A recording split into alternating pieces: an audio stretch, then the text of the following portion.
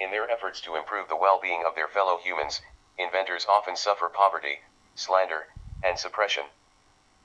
Inventors of energy devices in particular have been threatened by large energy corporations who are allied with the United States government and seek to enslave people in subtle ways. The tactics used against energy inventors include legal imprisonment on false charges, harassment by the IRS, and outright criminal death threats, beatings, bribery, burglary, vandalism, and arson. At least a few inventors have been murdered if they were not dissuaded by other means.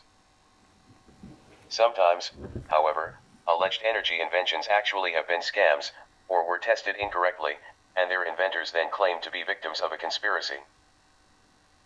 Many inventors merely have been ignorant of the laws of nature. The history of perpetual motion machines provides ample proof of that fact. Many otherwise brilliant inventors have been poor businessmen who signed defective contracts or whose personalities prevented successful negotiations. Some have failed to persevere. It can take decades to bring an invention to the marketplace, and the vicissitudes of life interfered with their plans. Others unfortunately died of natural causes before they achieved success, adding to the practical difficulties of pulling out of thin air new energy inventions that have never before been thought of. Testing prototypes of some of these energy inventions can be frustrating due to a weird quirk of nature. Thomas E. Bearden, Ph.D., reports that certain types of energy inventions interact with their local vacuums. Thus their coefficient of performance can vary from place to place, due to the local vacuums themselves differing. A machine would produce over unity energy in one location, then inexplicably quit after being moved to another location. Dr. Bill Tiller, former head of the Materials Science Department of Stanford University, developed a unique detector which required that he grow its proper pattern in the local vacuum interaction environment. Experimental results from the detector helped Bearden understand changes in interaction between a local vacuum and a novel machine. All too many times, however, the conspiracy to suppress new energy inventions has been very real. For energy invention suppression updates, see http://www.energysuppression.com.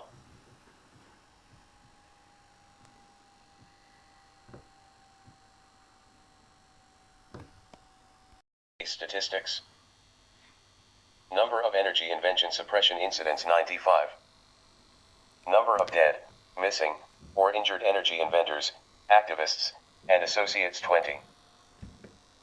Number of energy inventors and associates threatened with death 32.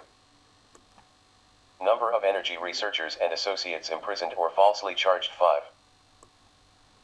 Number of incidents of energy invention suppression by the United States government, Patent Office, Central Intelligence Agency, Federal Bureau of Investigation, U.S. Marshals, Army, Air Force, Navy, Bureau of Alcohol, Tobacco, and Firearms, Defense Intelligence Agency, SWAT teams, National Security Agency, U.S. Postal Service, Department of Energy, Department of State, Securities and Exchange Commission, Food and Drug Administration, Department of Defense, Department of Homeland Security, Internal Revenue Service, Rural Electrification Administration, White House, Consumer Product Safety Commission, Small Business Administration, and Canada's Royal Canadian Mounted Police 59. Number of inventions classified secret by U.S. Patent Office 5,000. Number of incidents involving oil companies 9. Names of companies, banks, state agencies, private groups, and universities involved with energy invention suppression: Standard Oil, Zapata Petroleum, Atlantic Richfield, ExxonMobil, Shell Oil Company, General Electric Company, Yakuza, California Air Resources Board, Organization of Petroleum Exporting Countries, Wells Fargo Bank, Ford Motor Company, General Motors Corporation, Massachusetts Institute of Technology, Queen of England, Carl Morgan, World Bank, Rockefellers, Carlyle Group, and Bush family.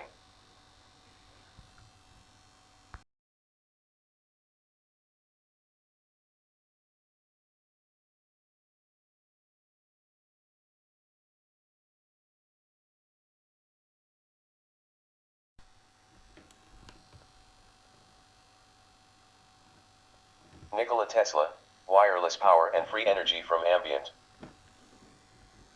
Nikola Tesla invented the alternating current electrical system we use today, and dozens of other technologies. Many of his other inventions are fundamental to the modern electrical world. The U.S. Patent Office has 1,200 patents from Tesla, and it is estimated that he could have patented an additional 1,000 or so inventions from memory. Nikola Tesla was undoubtedly one of the greatest scientists who ever lived. Tesla's magnifying transmitter, built in 1895 at Wardenclyffe on New York's Long Island, has been suppressed, largely by ignoring and disdaining it. But in recent years it has received new attention for its potential to power civilization with radio broadcast electricity, possibly even without fuel. The project was financed by John Pierpont Morgan. But Tesla was not an astute businessman, and he affected a disdain for money. It is popularly believed that when J.P. Morgan learned that Tesla's system would provide free energy, he stopped funding the work. As reported by Robert Nelson, see his comprehensive energy inventions website www.rexresearch.com, the fact of the matter is that, rather than arranging a comprehensive financial agreement for development of the system, Tesla simply dunned Morgan for relatively small sums of money at regular intervals. The personal nature of their financial relationship is evident to anyone who takes the time to read Tesla's correspondence with Morgan, not an easy task, as Tesla's handwriting is difficult to read. For more history, see Leslie R. Pastor's introduction in http://peaswiki.com/index.php/site:/lrp:"motionless electromagnetic generator". Tesla also built and drove a Pierce Aero car during the 1930s which ran on a free energy device without refueling. Benjamin Fulford in a stunning early July 2007 interview by Jeff Rense, see interview transcript in http. bellichow.org/en/article.php3?ID article =15376, claimed that his great-grandfather George Taylor Fulford was one of the richest men in the world. He also was the largest stockholder in General Electric. When he learned J.P. Morgan had abruptly backed out of supporting Tesla, Mr. Fulford pressured General Electric to step in. He was going to finance Nikola Tesla, but he was murdered by the Rockefellers in 1905. It was made to look like a car accident. And the family fortune was stolen by the Rockefellers. Benjamin Fulford's grandfather was only 3 years old at the time. His grandfather didn't know how to suspend his assets. After Morgan died, his heirs and managers, who did not have a working relationship with Tesla, stopped supporting construction of the transmitter. The tower was demolished during World War II, allegedly because it could serve as a landmark for German submarines.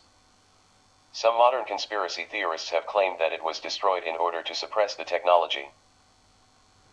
Perhaps so, but in any case, now we suffer with a monstrous grid system that is controlled at many levels, rather than enjoying the energy freedom Tesla had envisioned.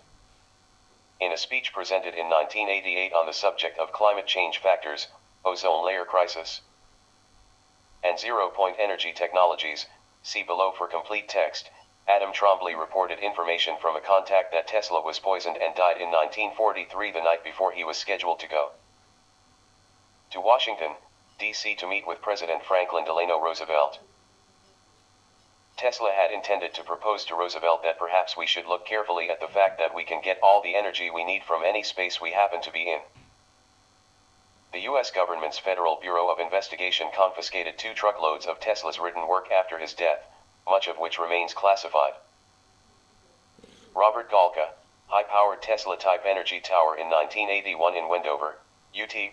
Robert Galka, a well-known Tesla researcher, was victimized by an attack on his workshop which has, for years, been in a deactivated Air Force hangar. His high-powered energy tower outside the hangar was partially destroyed. A witness said insulators and sections of the tower were laying around a base. In the meantime, the rent on the Air Force hangar has been raised 1,000%. These new difficulties now threaten to bring an end to his research with Tesla devices. Source: http://pswiki.com/energy/directory:suppression right parenthesis. Bruce De Palma, and 1 homopolar generator. Harvard-educated Bruce De Palma, who taught physics at the Massachusetts Institute of Technology for 15 years, invented the homopolar electricity generator, also called the N-machine, that could provide cheap, inexhaustible, self-sustaining and non-polluting energy. The N-machine uses principles that flout conventional physics and are still not fully understood. A 100 kilowatt N1 homopolar generator prototype sat in his garage. It could power his whole house. But De Palma was afraid to turn it on for fear the US government may confiscate it.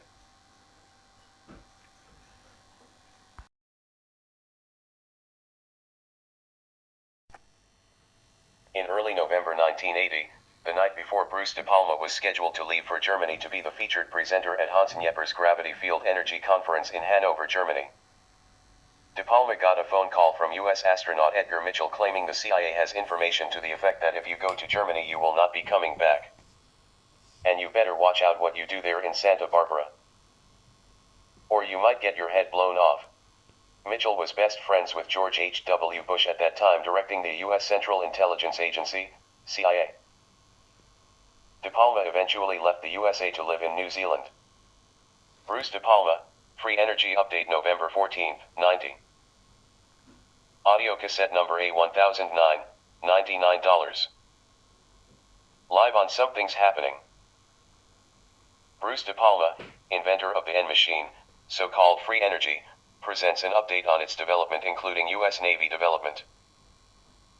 A letter by U.S. astronaut Edgar Mitchell on the validity of the invention, and the forced imprisonment of De Palma's chief backer. For more information about George H.W. Bush's involvement with the CIA, read the Truth Out article Bush Sr. Early CIA Ties Revealed in http www.truthout.org/docs2006/010907 January 9, 2007. Newly released internal CIA documents assert that the former U.S. president's original oil company, Zapata Petroleum, was established in 1953 by joint efforts with Thomas J. Devine, a CIA staffer. Devine and Bush visited Saigon early January 1968, shortly before the North Vietnamese launched their Tet Offensive. Marshall Douglas Smith, in his book Black Gold Hot Gold: The Rise of Fascism in the American Energy Business, see below, exposes how the war in Vietnam was not allowed to end until the very day that Standard Oil had completed using the U.S. Navy to explore Vietnam's offshore oil fields for 10 bloody years at nearly no expense to the company. The war was needlessly prolonged by months of silly wrangling over the shape of the Paris peace negotiation table, and by Henry Kissinger's obfuscations. Mixed chemical stone. A mixed chemical stone was found in England and secretized by the Queen. It generated its own electrical sparks.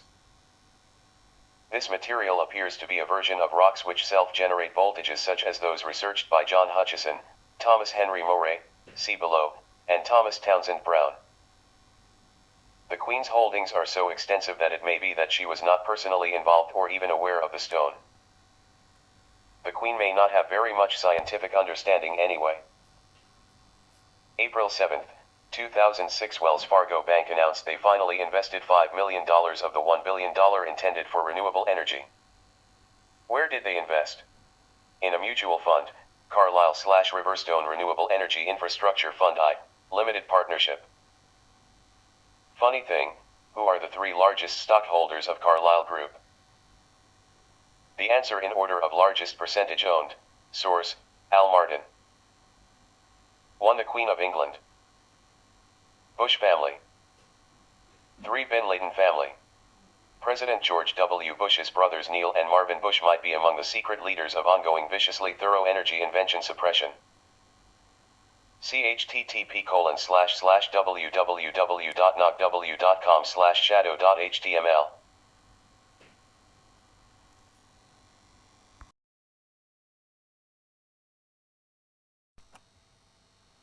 Neil Schmidt, hydraulic wind turbine. Neil Schmidt stopped in Gary Vesperman's office May 12, 1995 to discuss his invention of a hydraulic wind turbine. Schmidt had lived in Las Vegas for 7 years. 9 years previous, when he was living in the Seattle area, he went into a federal Small Business Administration office to apply for financial aid. The following day, he received a telephone call and was told it wouldn't work and not to bother with it. He had provided the SBA office hardly more than a sketch, so a hot argument erupted which lasted a half hour. The man ended up hinting death to Schmidt if he didn't stop working on his invention. A couple of days later, Schmidt went back to the SBA office and walked around unsuccessfully trying to identify the voice he had heard on the telephone. Neil Schmidt also has heard that another energy inventor living near his Washington residence had been shot in the head and blinded. Thomas E. Bearden, Ph.D., Motionless Electromagnetic Generator. In March 2002, Stephen L. Patrick, Thomas E. Bearden, James C. Hayes, Kenneth D. Moore, and James L. Kenny received U.S. Patent No. 6,362,718 for the Motionless Electromagnetic Generator, MEG, a scalar energy device that produces over unity, aka free energy. In conventional terms, the device has a coefficient of performance, COP, of 5.0. Tom Bearden offers this brief description of how the motionless electromagnetic generator works. First, the MEG uses a proven technique, the Aharonov-Bohm effect, which the nanocrystalline core furnishes freely. Recall again that memory characteristics of materials is one thing, from Prigogine, that allows direct and intentional violation of the second law of thermodynamics. This free initiation of the Aharonov-Bohm effect in turn engineers the surrounding vacuum outside the core, by adding extra energy density to it in the form of a curl-free A potential. Sharp perturbation, the rise time and decay time, of the input pulses that perturb the core confined B field, also perturb that section of the A potential still in the core, so that a disturbance of d/dt passes outside the core and on outward into the external altered vacuum with its extra energy. There the equation d/dt equal E applies, and so in the external activated space real E field energy pulses are formed which radiate back into the MEG core area due to the minus sign. This means they travel in opposite direction to the outward traveling perturbation d/dt. Hence this shows the receipt by the MEG of excess electromagnetic energy freely transmitted back into it from the external altered space. Which means that the MEG gets considerable excess E field energy input from the surrounding vacuum. By adjusting perturbation rise times, etc., one can adjust the magnitude of the E field energy pulses returned to the MEG from the external vacuum environment.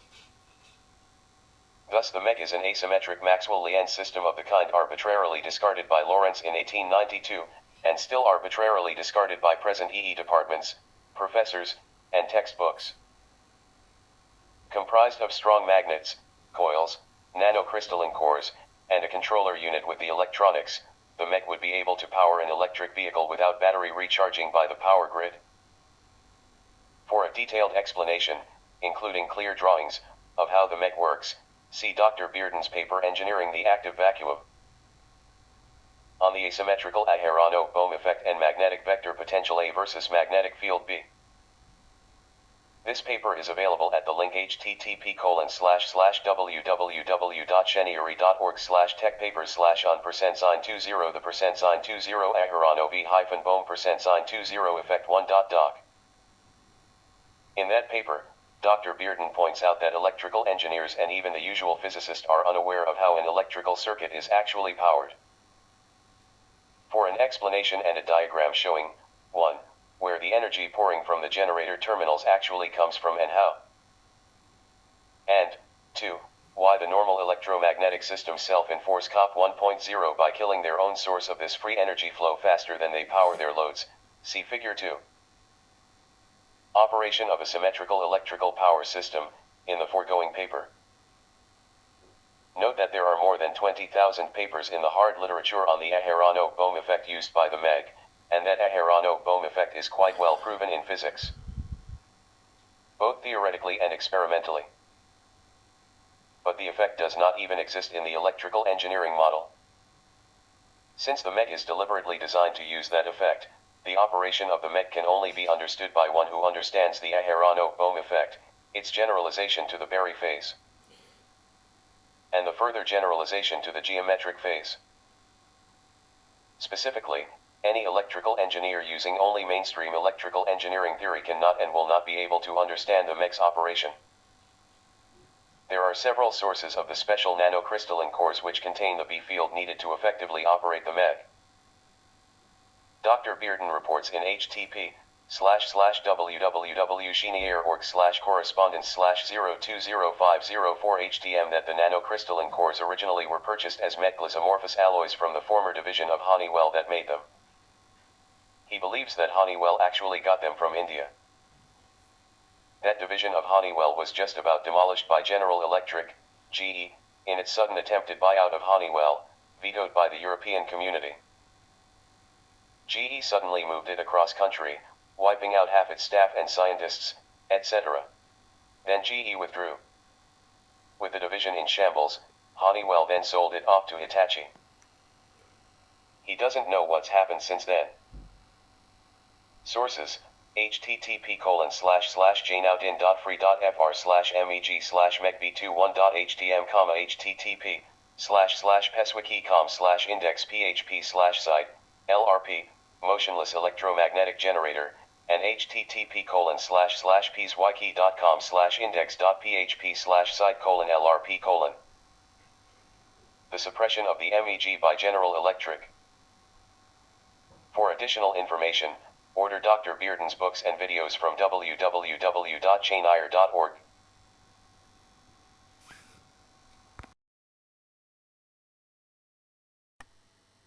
Thomas E. Bearden, Ph.D., reporter, J.P. Morgan Emasculated Electrical Engineering Theory.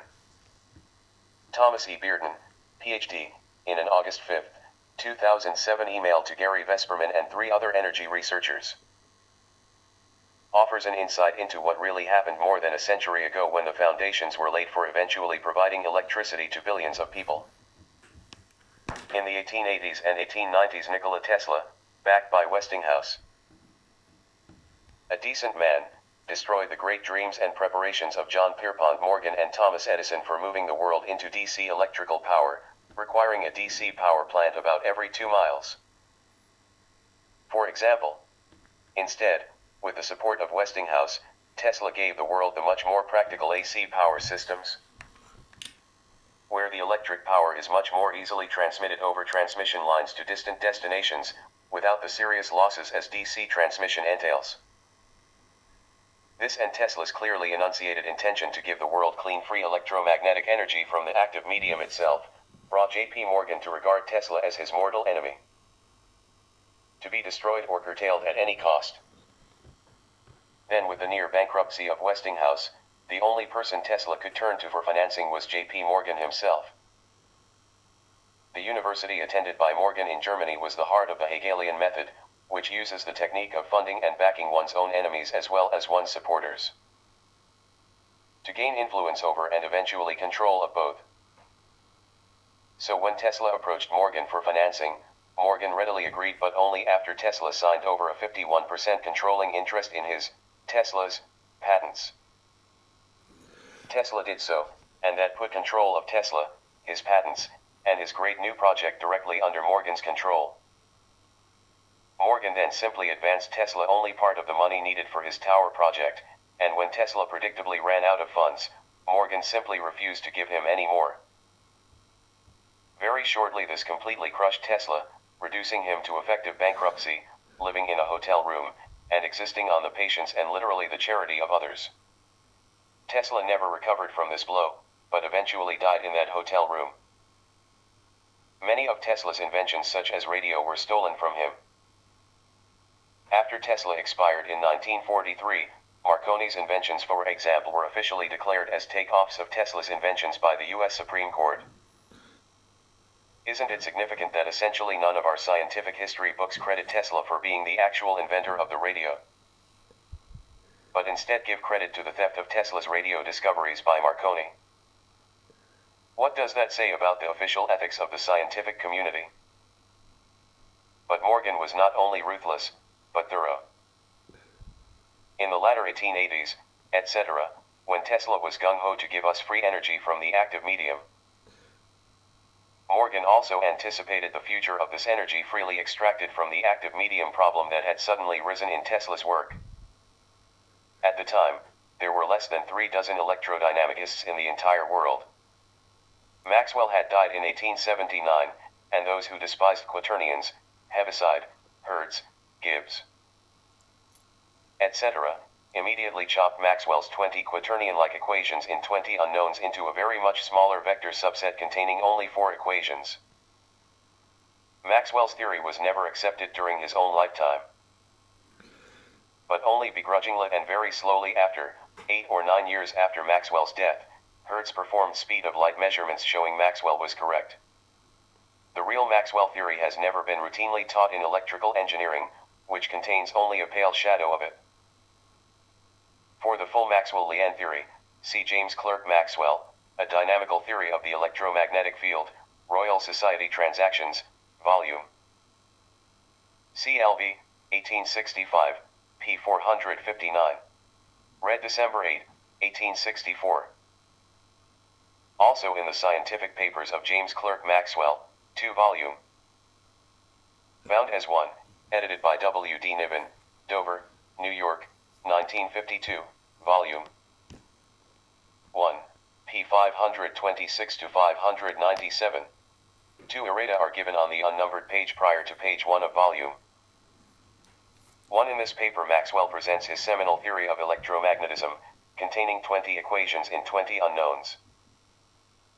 His general equations of the electromagnetic field are given in Part 3, General Equations of the Electromagnetic Field, p. 554 to 564. On p. 561, he lists his 20 variables. On p. 562, he summarizes the different subjects of the 20 equations, being 3 equations each for magnetic force, electric currents, electromotive force, electric elasticity, electric resistance, total currents, and 1 equation each for free electricity and continuity.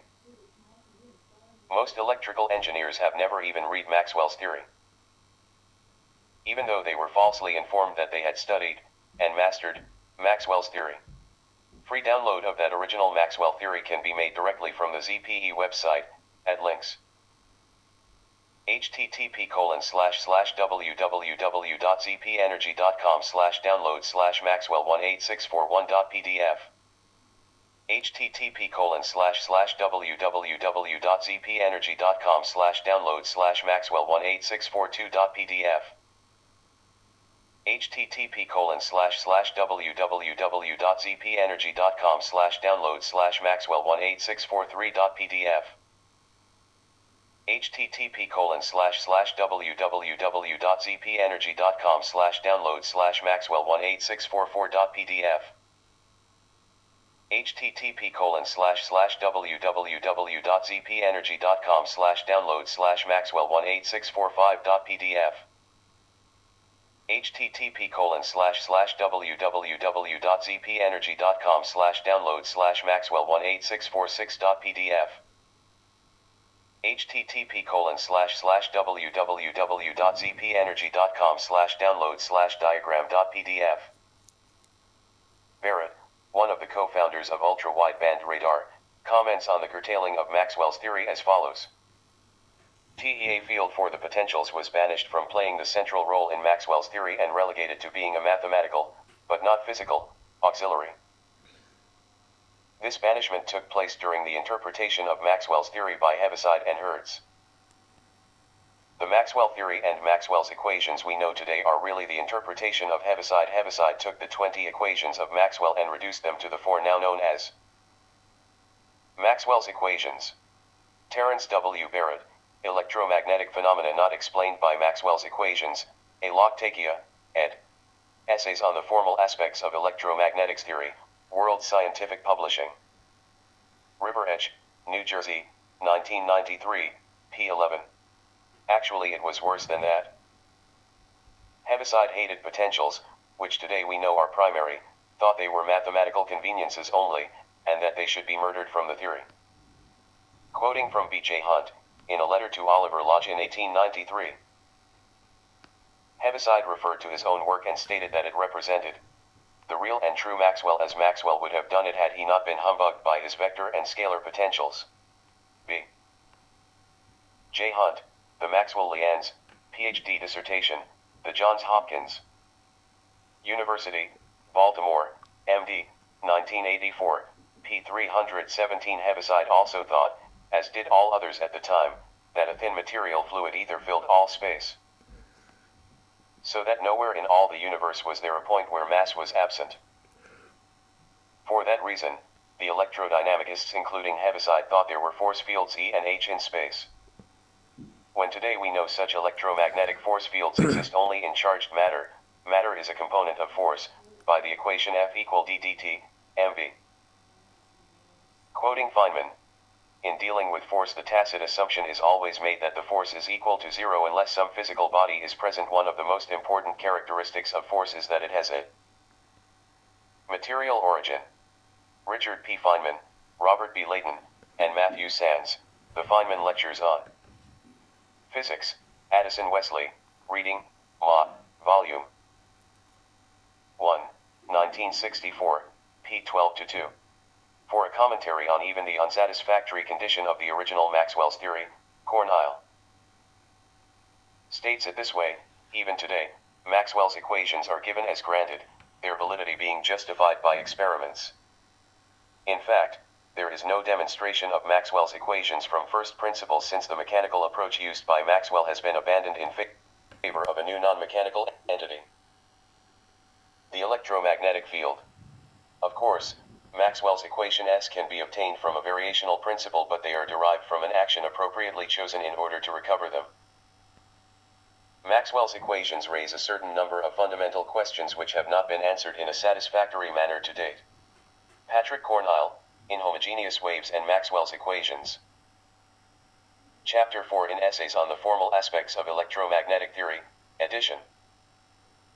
A Loctakia, World Scientific, 1993, p. 138-139. But it made no big splash, and the Heaviside severely truncated equations were chosen as the basis equations for the new electrical engineering that was beginning to be set up in a few universities here and there. Morgan apparently had the new equations, for the new electrical engineering being born, checked via group symmetry, adopted in 1870. So therefore well known by the very few leading electromagnetic scientists of the world at the time, to see if the new science equations contained any of those systems taking excess free energy from the active medium, in short, containing any of Maxwell's asymmetrical systems present in the full Maxwellian theory. In short, Morgan was determined not only to suppress Tesla, but also to suppress any future young Tesla who might be stimulated to see and develop free energy from the active medium Tesla systems. The review of Morgan's scientific advisors was not good. The new and truncated Heaviside equations were still not totally symmetrical, which meant some of those dirty old asymmetric Maxwellian systems were still there. Morgan, of course, just directed that it be fixed. And Lorentz was the fellow chosen or arranged to do the job. In 1892, Lorentz arbitrarily symmetrized the Heaviside equations just to make them easier to solve algebraically, so the story went. He thereby firmly excluded all asymmetrical Maxwellian systems from the standard electrical engineering model, from its very birthing. Lorentz was a great scientist in his own right, but also was fond of appropriating and using other people's work and taking credit for it himself. For example, the whistle was finally blown on this aspect of Lorentz, by the great electrodynamicist J.D. Jackson. See J.D. Jackson and L.B. Oken, Historical Roots of Gauge Invariance, Reviews of Modern Physics, Volume 73, July 2001, p. 663-680. Even the symmetrical Riga Eugene used by Lorentz, and credited to him generally, was first done by Lorentz, without the T, as Jackson and Oken show. To see the original Lorentz suppression paper applying symmetrical Riga Eugene, see H. A. Lorentz, Law Theory Electromagnetic D. Maxwell et Son Application Auxiliary Corps Events. The Electromagnetic Theory of Maxwell and its Application to Moving Bodies, Arch. Neal. Sci. Volume 25, 1892, p. 363-552. Also in H. A. Lorentz, Collected Papers, The Hague, Martinus Nijhoff, Vol. 2. Pages 168 to 238, especially p. 168. This is the work that Lorentz cites later, in 1895, for his proof of the symmetrical Ricca-Eugene theorems, the two equations of symmetrical Ricca-Eugene. This is what arbitrarily eliminated, from standard electrical engineering, the use of Tesla asymmetrical Maxwellian systems that do receive excess electromagnetic energy freely from the active medium and thus can function at a coefficient of performance, COP, 10 precisely similar to a windmill-driven electrical power system or a solar panel-powered electrical power system. A real system with real losses will always have efficiency, total useful energy or work output divided by the total energy input from all sources, of less than 100%. But if it asymmetrically receives, freely or nearly freely, excess energy from its active environment, then its coefficient of performance, total useful energy or work output divided by the total energy input by the operator only, can permissibly exceed 1.0. No laws of non-equilibrium thermodynamics are violated, as are no laws of physics. Two persons, Oliver Heaviside and John Poynting, independently and simultaneously discovered the flow of electromagnetic energy through space in the 1880s and early 1890s. Before then, the concept does not appear in physics. Poynting only considered a very tiny part of the total electromagnetic energy flow pouring from the generator terminals and flowing through space outside and along the external conductors of the external circuit. That tiny part is the small fraction of the energy flow, the linear part that gets diverged into the conductors to potentialize and power up the electrons and the external circuit. Heaviside also discovered a giant curled electromagnetic energy flow component in addition to the diverged little component. The non-diverged curled electromagnetic energy flow component is more than 1 trillion times greater in energy magnitude than the feeble Poynting component. Well, again, it would simply not do, in Morgan's relentless view, for our young future electrical engineers to know and be taught that the generator actually outputs more than 1 trillion times as much electromagnetic energy output as the mechanical energy input one furnishes to crank the shaft of the generator. That would mean it would just be a matter of time before some young budding genius would discover how to trick some of that giant curled Heaviside component into diverging into the conductors after all, thus producing Tesla energy from the external active medium systems after all. So again, Morgan would have issued orders to fix it. And so Lorentz was arranged once again to do the dirty work. In 1900 he stated that this giant curled Heaviside component does nothing, since it does not interact, and so it has no physical significance. And he arbitrarily just integrated the entire energy flow vector, containing both the diverged Poynting energy flow component and the usually non-diverged Heaviside giant curled energy flow component, around a closed surface assumed around any volume element of interest. Thereby Lorentz misinformed us that this non-diverged giant energy flow had no physical significance and taught us to just deliberately cancel it as a matter of course. In his August 16, 2007 email to Gary Vesperman and Leslie Pastor, Thomas Bearden adds, for additional rigorous mathematical demonstrations, see the following, M. W. Evans et Alabama, Explanation of the Motionless Electromagnetic Generator with O.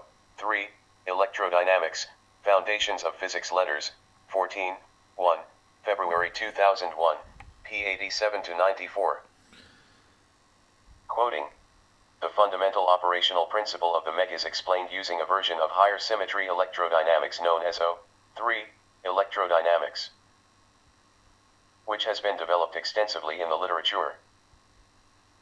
The theoretical explanation of the MEG with O3 electrodynamics is straightforward. Magnetic energy is taken directly ex vacua and used to replenish the permanent magnets of the MEG device, which therefore produces a source of energy that, in theory, can be replenished indefinitely from the vacuum. Such a result is incomprehensible in U1 Maxwell-Heaviside electrodynamics. M. W. Evans et Alabama, Explanation of the Motionless Electromagnetic Generator by Zox's Theory of Electrodynamics, Foundations of Physics Letters, 14, 4, 2001, p. 387-393. M.W. Evans et Alabama, the Aharonov-Bohm effect as the basis of electromagnetic energy inherent in the vacuum, Foundations of Physics Letters, 15, 6, December 2002, p. 561-568. T. E. Bearden, Extracting and Using Electromagnetic Energy from the Active Vacuum, in M.W. Evans, ed. Modern Nonlinear Optics, 2nd edition, 3 volume, Wiley, 2001, volume 2, p. 639-698. A quote of interest is, "This has led to one of the greatest ironies in history. All the hydrocarbons ever burned, all the steam turbines that ever turned the shaft of a generator, all the rivers ever dammed, all the nuclear fuel rods ever consumed, all the windmills and water wheels, all the solar cells, and all the chemistry in all the batteries ever produced, have not directly delivered a single watt into the external circuit's load. All that incredible fuel consumption and energy extracted from the environment has only been used to continually restore the source dipole that our own closed current loop circuits are deliberately designed to destroy faster than the load is powered." T. E. Bearden, Energy from the Active Vacuum, the Motionless Electromagnetic Generator, in M. W. Evans, edition, Modern Nonlinear Optics, 2nd edition, 3 volume, Wiley, 2001, volume 2, p. 699-776. M. W. Evans, T. E. Bearden, and A. Lebowski, The Most General Form of the Vector Potential in Electrodynamics, Foundations of Physics Letters, 15, 3, June 2002, p. 245-261. For a rigorous proof that removing Lorenz's 1892 arbitrary symmetrization of the Heaviside-Maxwell equations does indeed provide usable energy currents from the vacuum, see M.W. Evans et Alabama. Classical Electrodynamics without the Lorentz condition, Extracting Energy from the Vacuum, Physica Scripta, Volume 61, 2000, p. 513-517. To see the horrible falsities, as pointed out by eminent scientists such as Nobelist Feynman, being taught in electrical engineering in all our universities. See my paper Errors and Omissions in the CEM/EE model, available at http://www.chenery.org/techpapers/CEM%20 errors %20 final %20 paper %20 complete %20 W %20 longer %20 abstract for doc. This paper was favorably reviewed by the National Science Foundation. For the NSF letter, see http://www.chenery.org/references/NSF%20 letter %20 Bearden.jpg. Here is a little exercise that is revealing to think about. Take a common permanent magnet and sit it on the bench. Lay an electrode across it so the E field of the electrode is at right angles to the H field of the magnet. Then, by the ordinary Poynting theory already accepted and contained in every basic electrical engineering textbook, that silly thing sits there and continuously pours out a steady Poynting stream of real electromagnetic energy flow S, given by S equal EXH. The CEM/EE folks just shrug and walk away from that embarrassing problem. A typical comment is one by Buchwald. Poynting's result implies that a charged capacitor in a constant magnetic field which is not parallel to the electric field is the seat of energy flows, even though all macroscopic phenomena are static. Jedzi Buchwald, From Maxwell to Microphysics, University of Chicago Press, Chicago and London, 1985, p. 44. He states it, but does not pursue its implications at all. Scientists such as Van Flandern do point out that a so-called static electromagnetic field is actually a non-equilibrium steady-state system, comprised of internal parts in continuous and steady motion. Quoting Van Flandern, to retain causality, we must distinguish two distinct meanings of the term static. One meaning is unchanging in the sense of no moving parts. The other meaning is sameness from moment to moment by continual replacement of all moving parts. We can visualize this difference by thinking of a waterfall. A frozen waterfall is static in the first sense, and a flowing waterfall is static in the second sense. Both are essentially the same at every moment, yet the latter has moving parts capable of transferring momentum, and is made of entities that propagate. So are fields for a rigid, stationary source frozen, or are they continually regenerated? Causality seems to require the latter. Tom Van Plantern, The Speed of Gravity, What the Experiments Say, Physics Letters A, Volume 250, December 21, 1998, p. 8-9. So there is no problem at all in establishing as large a continual free electromagnetic energy flow as one wishes. Anywhere, anytime. Simply make a dipole, or crossed E and H dipoles, then leave it alone. As Nobelist Lee pointed out, when you have a broken symmetry, then something virtual has become observable. In other words, any electromagnetic broken symmetry can and does absorb virtual energy from the vacuum, integrate it coherently into quantum-sized particles, photons, and emit those real, observable photons at light speed in all directions. This process, the solution to the long-neglected source charge problem, is what produces the steady-state or static electromagnetic fields. Such fields are actually continuous, free flows of real, usable electromagnetic energy. The entire free energy from the vacuum problem is simply this. Given incredible free electromagnetic energy, wind available and automatically provided from every electromagnetic broken symmetry, dipolarity, in the universe. How does one build a proper asymmetric windmill to intercept and collect some of that real, free, continuous electromagnetic energy, wind energy, and then separately dissipate it in its loads to power them? All our electrical engineers think, design, and build only symmetrical windmills, which use half their freely collected electromagnetic energy to do nothing but destroy their own source dipolarity, furnishing the free wind. The other half is used, in the forward EMF region, to power the losses and loads of the external circuit. So half the freely collected energy is normally used, in the EE symmetrical circuits and systems, to destroy the wind source itself. And the other half is used to power the external loads and losses. Well, to keep the wind flowing, we have to keep restoring the internal dipolarity, broken symmetry, of the generator as fast as it is being destroyed. That is what cranking the shaft of the generator actually accomplishes.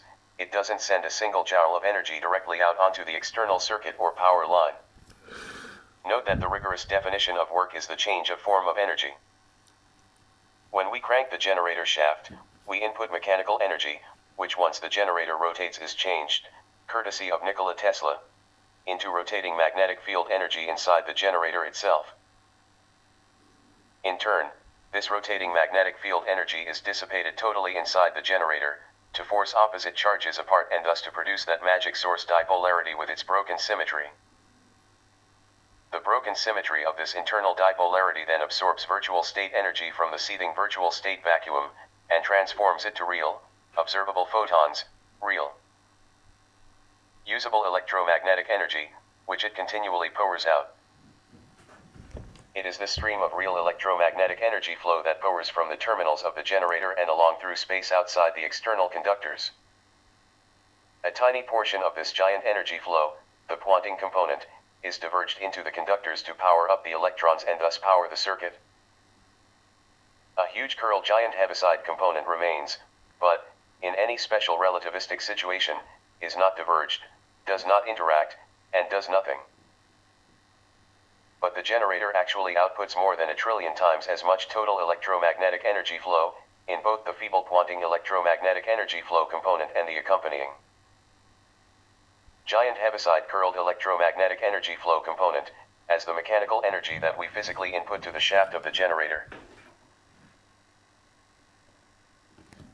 The knowledge of Heaviside's giant, usually non-diverged energy flow component is what Morgan also had scourged from the theory by Lorentz in 1900.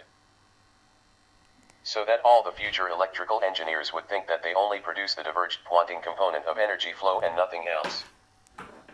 Very good modern classical electrodynamicists continue to ignore any and all curled energy flow components accompanying the Poynting linear flow component. Quoting Jackson, "The Poynting vector is arbitrary to the extent that the curl of any vector field can be added to it. Such an added term can, however, have no physical consequences. Hence it is customary to make the specific choice J. D. Jackson, Classical Electrodynamics, 2nd edition, Wiley, 1975, p. 237. Let us comment, Jackson is quite correct so long as the situation remains special relativistic. In that case, vector analysis holds and the divergence of the curl is zero. The curl giant energy flow component thus does not diverge or interact with anything. But if the situation is deliberately made general relativistic or deliberately involves a properly synchronized general relativistic operation, then Jackson's statement is false. In that case, a bit of that giant curled energy flow component does diverge after all, and comes into the circuit to help power it. In optical physics, the negative resonance absorption of the medium, NRAM, phenomenon, released by the Russians in 1967, is just such a process. Though that is completely unknown to our optical physicists. But in the optimized narrow-frequency experiments using laser input energy, the COP is actually COP equal 18 as experimentally measured every year in all leading optical physics groups worldwide. But none of them are allowed to say excess emission, but are forced to use the deliberately mind-numbing phrase negative absorption. Anyway, we proposed using that NRAM process to build heat amplifiers in steam boilers, so that with closed positive feedback the steam boiler can be made self-powering.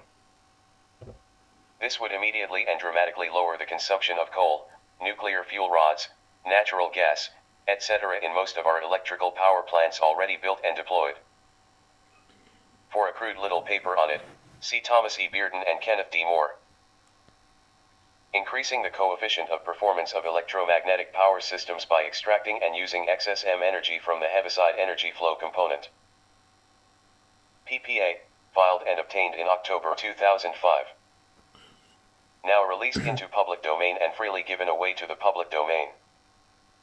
It is available at http://www.chenieri.org/techpapers/ppa%20 increasing %20 cop %20 by %20 at nl %20 extract 10 %20 from %20 flow 1a doc. As you can see, our electrical engineers are deliberately, and unknowingly, trained to only build symmetrical systems that destroy their free energy wind input faster than they use some of it to power the loads. And that do not do anything general relativistic so that a part of that now unaccounted giant curled heaviside electromagnetic energy component also gets diverged, and thereby converted into an extra Poynting energy component. In short, our own electrical engineers, professors, and departments self-enforce COP 1.0 performance and are thereby directly responsible for the world energy crisis, giant pollution of the biosphere, and the deaths of hundreds of millions of impoverished peoples worldwide. The thing is this, our scientific community should fund and permit the bright young theoreticians and bright young professors to tangle with the technical problem of how to go about building asymmetrical interception and powering systems, once they easily assemble a free electromagnetic energy wind source for furnishing the input energy freely from the vacuum. Let them first remove the diabolical Lorentz symmetrization from their present heaviside equations, and then ponder how to then build a nice asymmetric windmill that will intercept and collect some of that freely flowing electromagnetic energy, and will separately use, dissipate, it to power the external loads without disturbing the crossed dipoles and their broken symmetry. Comment by Gary Vesperman, was John Pierpont Morgan really that sharp a bean counter?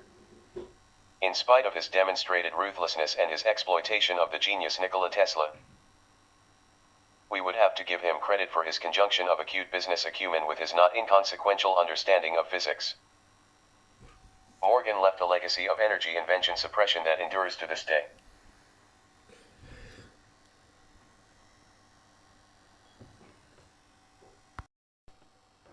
Frank Richardson, Magnetic Electrical Generator. Richardson's electromagnetic converter with stationary variable reluctance members, U.S. Patent No. 4,077,001, uses two pairs of electromagnets to warp a permanent magnet's magnetic fields back and forth across output field coils to induce a DC output voltage. Dr. Thomas Bearden's motionless electromagnetic generator, see above, is based on the same principle.